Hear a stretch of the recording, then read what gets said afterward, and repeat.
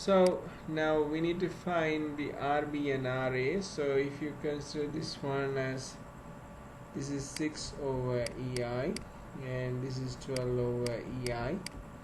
So if we find the RA and RB, basically we have to resolve equilibrium conditions. So if you balance all the forces in horizontal direction, you'll find HA to be 0, and then if you balance all the forces vertically, phi is 0.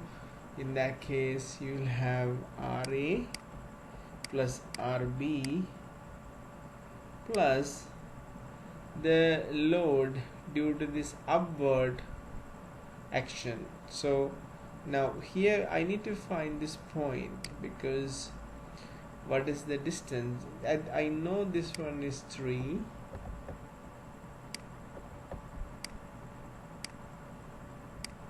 meter, but I don't know what is this distance is. So to know that distance, we can go back here, and now this occurring between 3 and 6, and basically from the ratio, now this is 6 over EI and this is 12 over EI, so it's 1:2. So this should divide in the same ratio, 1:2. So there is the distance 3 meters, so it should be 1. Okay, so this should be 1 meter.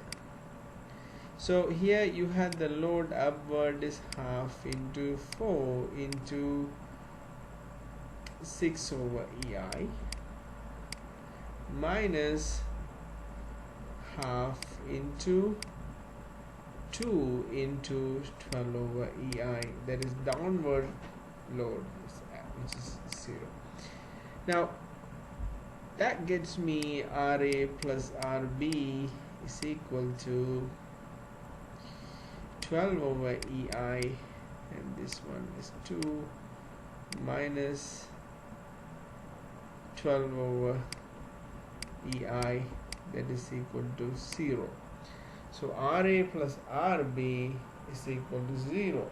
So now we need to find RA so that we can find RB. So now the next point we can determine is, so that means RA is equal to minus RB. Now most probably you'll find this one is equal to 12 over EI. Okay, but let's work it out. Now if I take moment by A, okay, sum of all the moments 0 at A, so here you can find this this triangle is going to have a upward force, and then what is the most difficult task is where is this the force is acting. Now in this case, what I'll do this, I'll break this into 3 segments. So one is this, second one is this, and third one is this. Okay, so I'll show you why. Now if I take moment by A, then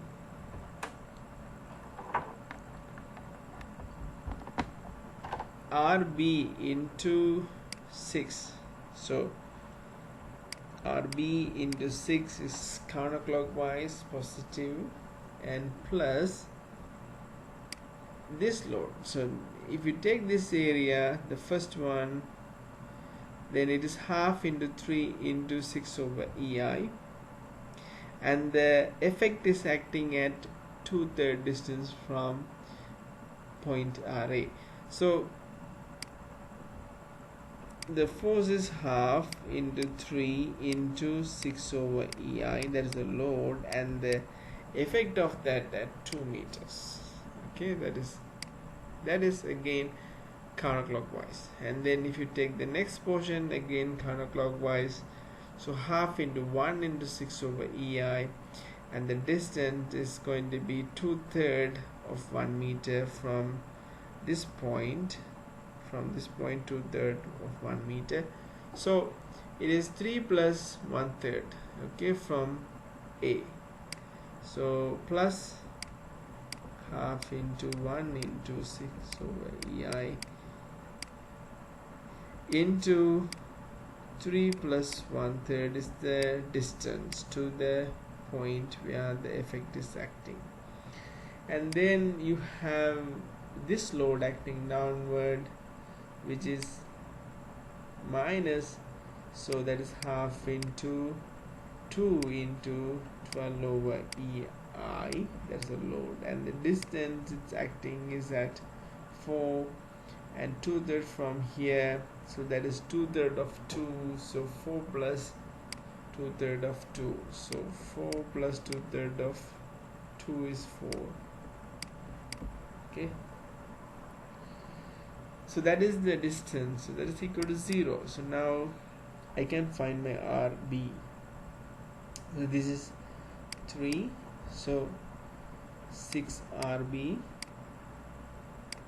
plus 3 into 6, so 9 into 2, 18. This one 3, so here this is 10 over 3, so 30 over 3 EI minus here it is 3, 12 plus 4, 16 over 3, so 16 into 12, 16 into 12 is how much? 16 into 12, let me calculate it.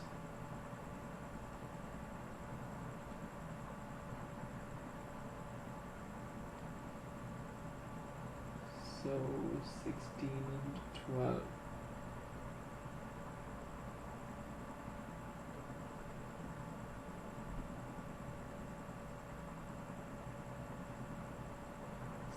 Into 12, that is 192, so 192 over 3 EI to 0. So now if I 3, 5, actually it's 6, right? It's 9 into 2, yes, 3 and it's 30, yeah, 30 over 3, yeah, so 5, and this one. So now RB is equal to 32 over 3 EI minus 5 over 3 EI minus 3 over EI. So 32 minus 5 is 27, 27 over 3 EI minus 3 over EI. So that is 9 minus 3, 6 over EI. Okay, so that is 6 over EI. So 6 over EI is RB, so RA is minus 6 over EI. Okay, I hope the values are correct. You can work out and see if I have to see whether if I have made any mistakes. Well, it doesn't look like. So now these are the values for RA and RB. Now I can bring this RB here to this one.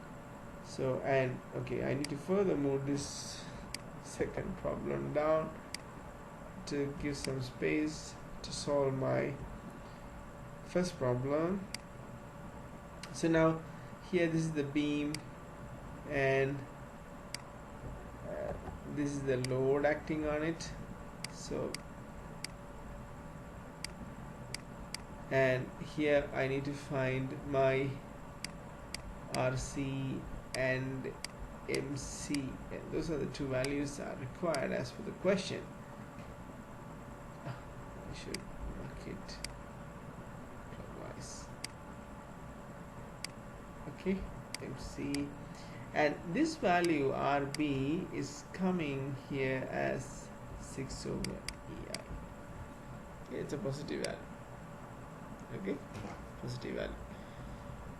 So 6 over EI,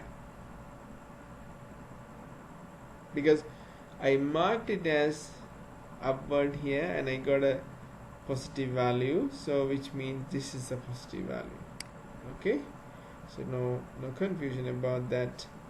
I hope I have done it correctly here. Yes.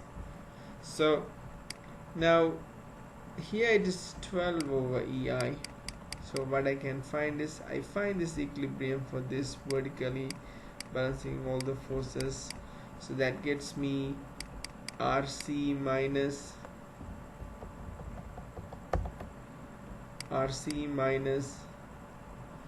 6 over EI minus half into the load due to this triangular load, 12 over EI into the distance is 3 meters. Okay, this is 3 meters. 0, so that is 6, so 18, so RC is 24 over EI. Okay, RC is 24 over EI. So if I know RC, that is equal to shear force. Okay, shear force. So then if I take moment, so moment, if you take positive, so minus MC, sum of moment is equal to 0 at C. So minus MC, because MC I marked it as clockwise, and plus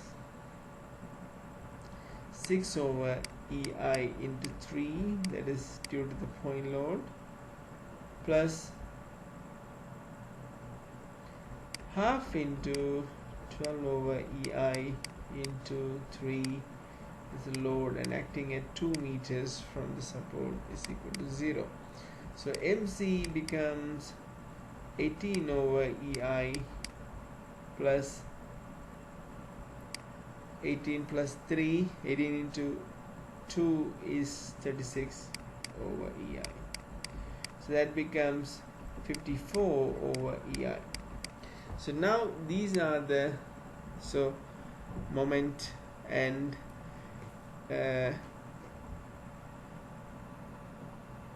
moment and shear force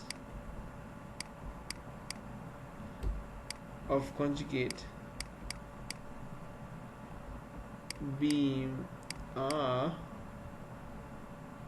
54 over EI for moment and 24 over EI for shear force. Shear force is equal to the reaction at the support. You would have seen that in many examples earlier. So now moment and shear force of a conjugate beam corresponds to deflection and slope. So deflection at C is equal to, so delta C is equal to 54 over EI. You substitute the value for EI to obtain the actual value, and then slope at C is equal to 24 over EI. But what you need to be very careful is that when deriving this moment, we have used kilonewton and meter used when deriving moment, and distance in meter. Therefore your E and I values must be substituted in kilonewton and meter. So that is very important, because otherwise you'll get a wrong answer.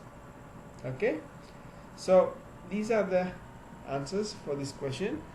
And then I stop this video here, and then I'll do another video for the next problem, and the third problem is going to be your homework, and all of you should attend that problem. I'll explain that in the next video.